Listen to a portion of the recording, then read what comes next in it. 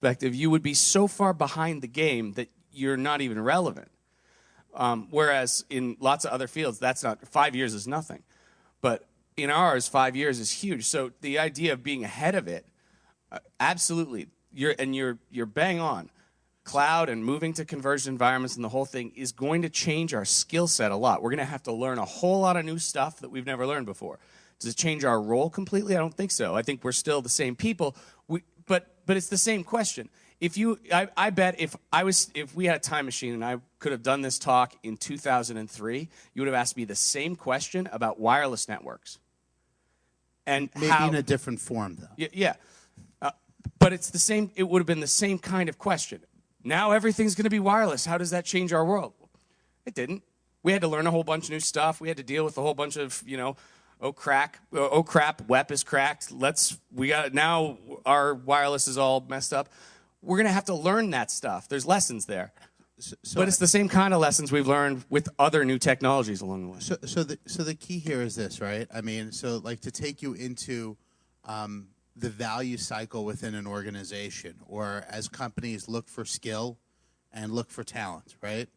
So if I could put that spin on it, is that when companies go out and they're hiring, right? When something new is a new technology, a new business function, whatever it might be, initially what they do is they need to start seeking out people who can help them solve their problem.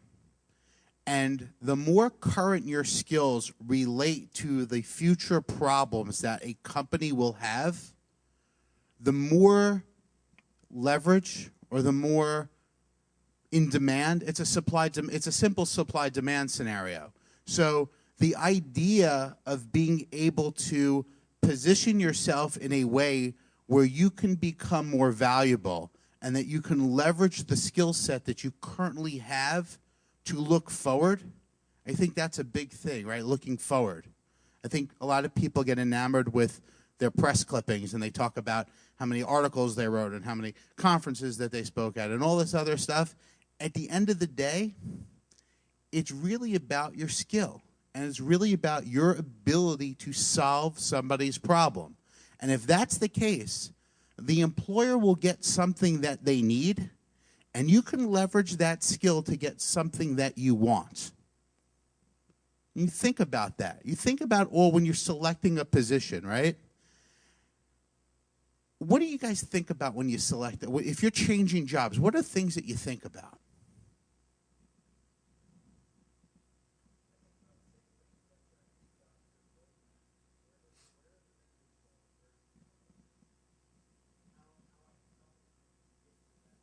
But when you're making a decision, if I was going to leave my employer to go to another employer, that's what you're thinking?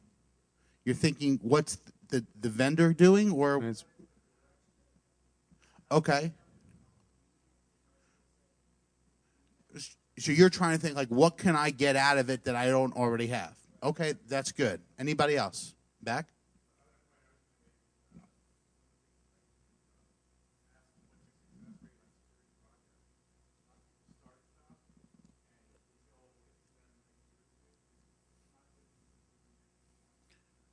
So you're looking for commitment.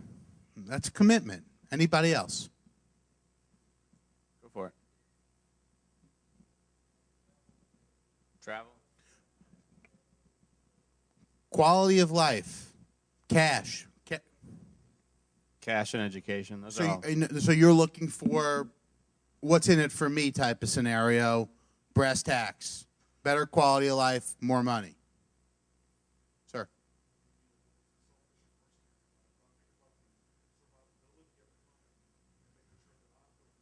Self-preservation is our greatest drive.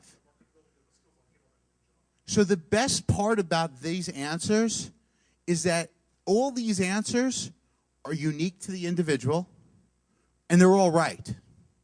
And I think that the one thing that you can pull from these things is that you have to determine your list of things that are important to you if you are going to switch positions.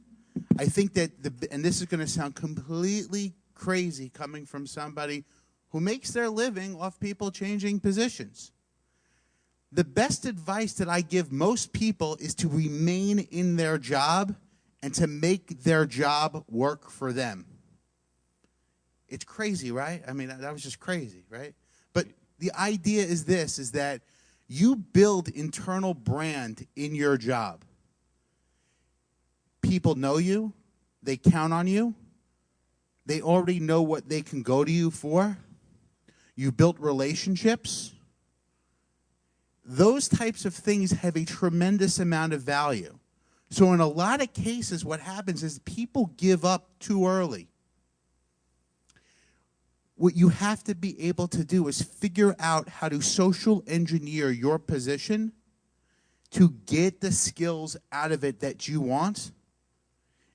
And after you try, and if you can't do that, at that point in time, you should look elsewhere. But when you look elsewhere, make sure that when you look elsewhere, you're getting something for that risk. You have to get something for that risk. And whatever you get is unique to you. Sometimes you can change jobs for money. Sometimes you can change jobs for quality of life or commute or to learn a new skill or for a different program. But you have to think about that. Before you go out and change, you should have a game plan for doing so. The last thing you want to do is change jobs and all you got was a new golf shirt. You got the same job, but just a different color golf shirt. Let me think about that.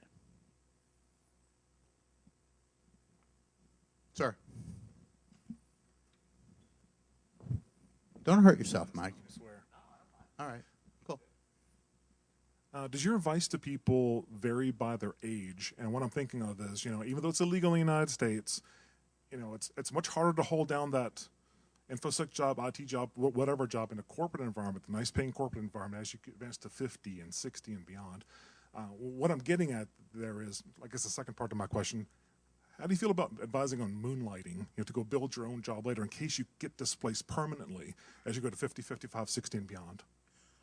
Well, so let me address that, right? So obviously, just from your two questions, I could tell that that's something that's really creeping, right? So let's just say a couple things. It's good.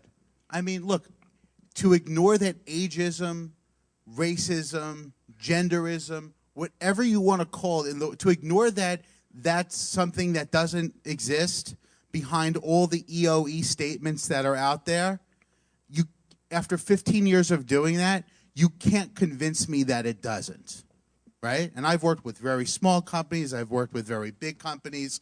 I've worked with very structured HR functions and very non-existent HR functions, right? I think when it comes down to this is that when you look at any skill, you look at value. And I think that instead of moonlighting to go out and trying to hedge your bet a little bit, I think you'd be better off making yourself so valuable to your organization that they can't afford to get. In other words, they're better than any other existing option. And you can say to somebody, say, look, I'm not, at this point in my career, I'm not interested in promotions. You can have, many people don't communicate openly with their employers.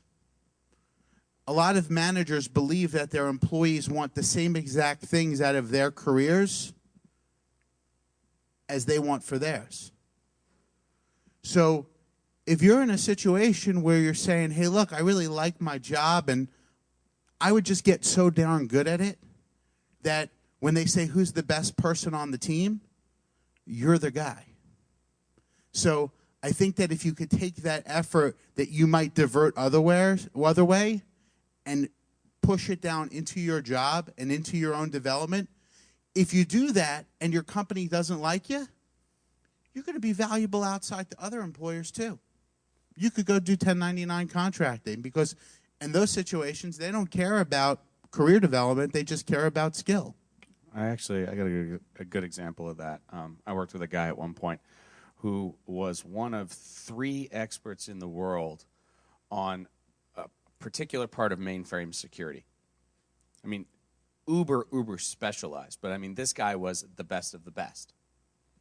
You can write your own ticket on that one thing. So the question is, what do you want to be known for? We talk a lot about branding. We talk a lot about the importance of being known for something, being known as something specifically.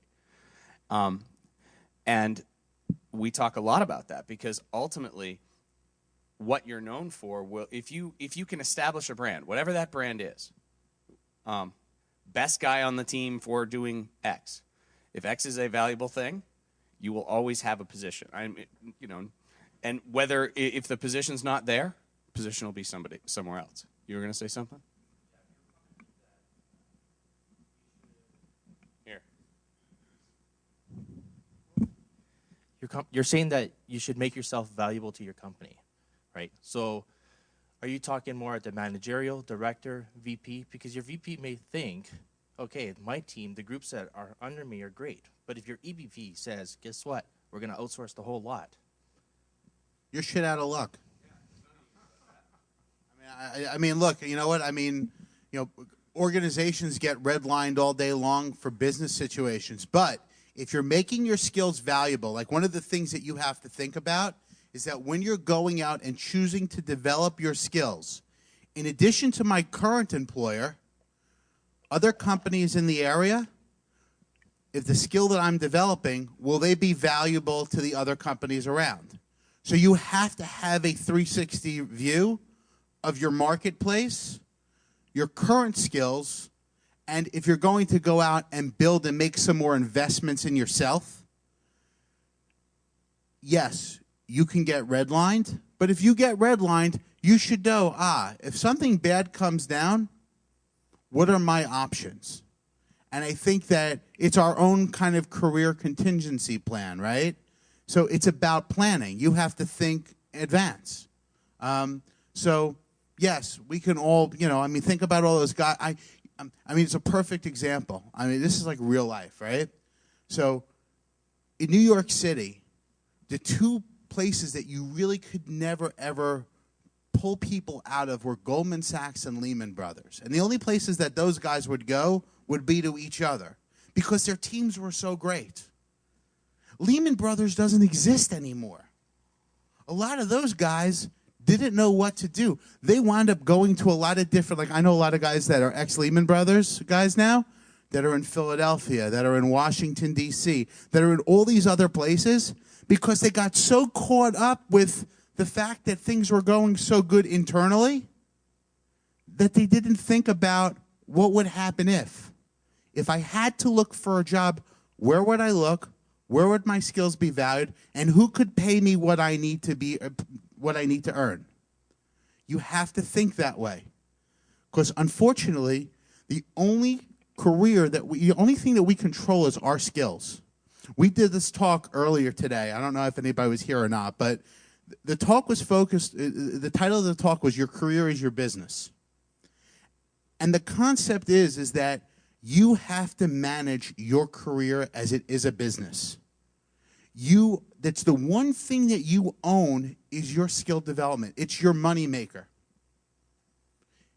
You control that. You don't control the ecosystem of the company.